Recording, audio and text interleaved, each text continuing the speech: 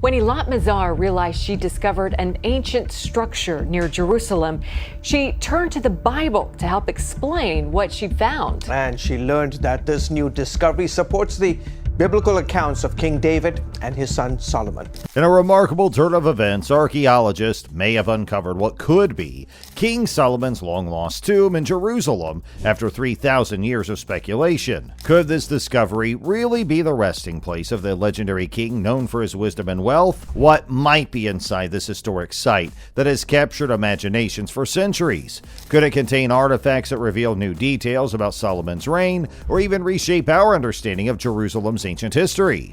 Well, to know all about this, you have to stay tuned till the end. Archaeologists have made a groundbreaking discovery in Jerusalem, uncovering what could be the long-lost tomb of King Solomon, a figure legendary for his wisdom and wealth. King Solomon, often talked about in the Bible, was said to have ruled over a vast kingdom and built a magnificent temple in Jerusalem. For over 3,000 years, people have been searching for his tomb, with many doubting its existence, until now. A team of archaeologists led by Dr. Eilat Mazar made this incredible find in the city of David, the oldest part of Jerusalem. Dr. Mazar, a well-respected figure in archaeology, has been on a mission to uncover the secrets of Jerusalem for decades. In 1986, she found an ancient gatehouse near the city of David, but couldn't confirm its connection to King Solomon at the time. Years later, in 2009, she returned to the site and unearthed a treasure trove of artifacts dating back to the 10th century BC in the era of King Solomon. These finds included clay seals, ancient pottery, and figurines, all pointing to a connection with Solomon's reign. One of the most exciting discoveries was a massive wall segment over 2,100 feet long that included a gatehouse, a corner tower, and a royal structure. This wall, along with ceramics found nearby, was dated to the time of King Solomon, leading Dr. Mazar to believe it could be part of a grand building like a temple or palace mentioned in the Bible. This discovery of inscriptions on jar handles mentioning a king and Hebrew names further supports the idea that this site linked to Solomon. What makes this find even more significant is that the team wasn't initially searching for Solomon's tomb. They were looking for remains of King David's palace. Instead, they stumbled upon something far more extraordinary, a discovery that could rewrite the history of Jerusalem and give us a deeper understanding of the ancient world. The city of David is a treasure trove of history, with its ancient walls, stone buildings, and tunnels that tell the story of Jerusalem's earliest days. One of the most famous finds in this area is the Shalom Tunnel, an ancient water channel that still amazes people today. This tunnel, along with a nearby Roman-era pool and set of steps, shows the ingenuity of the people who lived in Jerusalem thousands of years ago. Today, the city of David is a part of the Jerusalem Walls National Park, a place where visitors can explore these ancient wonders. The park is managed by the Israel Nature and Parks Authority, with the Ir David Foundation handling daily operations. Located in East Jerusalem, this site continues to be a focal point for archaeologists and historians eager to uncover more secrets from the past. Archaeologists have made some incredible finds in the search for royal tombs in Jerusalem, but one of the most exciting discoveries might be a massive stone structure that could be linked to King David's palace. If this building is indeed connected to David and Solomon, it highlights the historical significance of the city of David, which was once the heart of power during their reigns. Despite these impressive discoveries, finding the royal tombs of Solomon and the kings that followed has been a challenge for archaeologists. There are several possible reasons for this. The tombs could be in unexplored areas of the city of David, or they might have been destroyed or hidden beneath newer constructions due to the turbulent history of Jerusalem.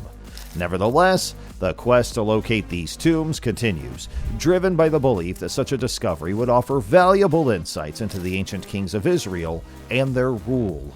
One of the biggest mysteries that has puzzled people for ages is the location of King Solomon's tomb. Before Dr. Mazar's contributions, some believe Solomon might be buried under the Temple Mount, a site of great religious importance to Jews, Christians, and Muslims. The Temple Mount, also known as Haram al-Sharif to Muslims, is a place within a rich, complex history, making any search for ancient tombs there particularly difficult. The authorities managing the site, known as the Waqf, have generally opposed extensive excavations, considering them disrespectful to the holy site. Because of this, past attempts by Europeans, including the British, to explore the area yielded little success. Even though some ancient texts suggest that important figures like Solomon were buried near the Temple Mount, the exact location remains uncertain, and the difficulty of conducting thorough searches in such a historically and religiously sensitive area means that much of what we think we know about Solomon's burial is based on guesswork and old stories. While the Temple Mount is a focal point of the search, some speculate that Solomon's tomb might be elsewhere, such as on Mount Zion. However, this idea doesn't hold much weight today. Mount Zion is more associated with King David, who is actually buried in another part of Jerusalem. Over the years, there have been various theories about Solomon's final resting place, including the possibility that he was buried in Ethiopia or even cremated. Despite these wild ideas, the location of Solomon's tomb remains one of history's unsolved mysteries. Another intriguing place that archaeologists have been exploring is Zedekiah's Cave, also known as Solomon's Quarries. This massive underground space beneath Jerusalem's old city is filled with stories and legends. One tale says that King Zedekiah used the cave to escape from the Babylonians in the 6th century BC, only to be captured after a miraculous event involving a deer. The cave is also significant to the Freemasons, who believe it holds secret symbols and knowledge from the Knights Templar, even though there is no solid evidence to support this. In the past, many believe that Mount Zion might be the site of Solomon's tomb, but this has been debunked. King David's tomb, along with the tombs of other Judah kings, is actually located in the city of David, a historical area in Jerusalem just below the Temple Mount. This area was originally a Jebusite city that David captured and made his capital. Over time, Jerusalem expanded, leading to confusion about the exact location of these royal tombs. The Bible mentions that David, Solomon, and other kings of Judah were buried in the city of David, but finding their tombs has proven to be a complex task.